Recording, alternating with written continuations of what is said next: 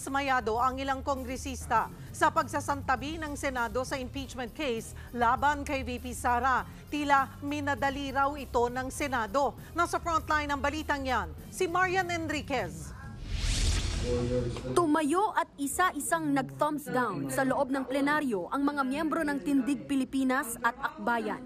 Pagpapakita yan ng kanilang pagkadismaya sa desisyon ng Senado na i-archive o isantabi ang impeachment complaint.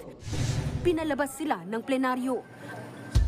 Ang thumbs down na yan, ginawa rin ng grupo ni ML Party List Representative Leila De Lima na kababahala raw ang aksyon ng Senado. At hindi na naman nga po ako nakatulog. Ang hindi po namin maintindihan kung bakit pinilit nilang may archive. Bakit sila nagmamadali? Nakakahiya itong ginawa ng Senado at sa dulo napatunayan nila na indeed sila nga ay Duterte Senate. Maging si House Speaker Martin Romualdez hindi natuwa sa pag-archive sa impeachment complaint laban kay Vice President Sara Duterte. Ibinaon daw ng Senado ang articles of impeachment kahit hindi pa naman final ang desisyon ng Korte Suprema na unconstitutional ang kaso.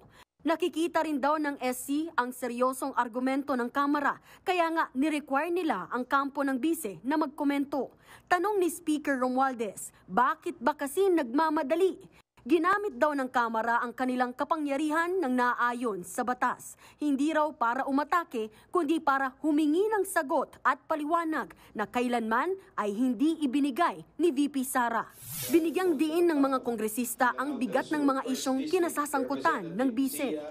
At yung taong bayan po ay nanatili pong nagtatanong.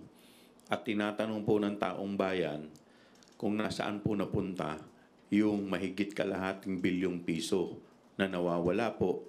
Tinatanong rin po ng taong bayan kung nasaan at kung sino si Mary Grace Piatos. Ang issue po dito ay accountability. Ngayon, ang tanong ko po, ano po ba ang iniiwasan at pinoprotektahan nila? Wala pa mang desisyon ang SC sa nakabinbing motion for reconsideration kaugnay ng impeachment complaint. Maghahain daw ulit niyan ang Makabayan Bloc. Ang kampo naman ni VP Sara kasalukuyang pinaplantsa ang kanilang sagot sa desisyon ng Korte Suprema. Nagbabalita mula sa Frontline, Marian Enriquez, News 5. Mga kapatid, Cheryl Cosing po. Maging maalam at may pakialam sa mga napapanahong issue at headlines. Mag-follow at mag-subscribe na sa social media pages ng News 5.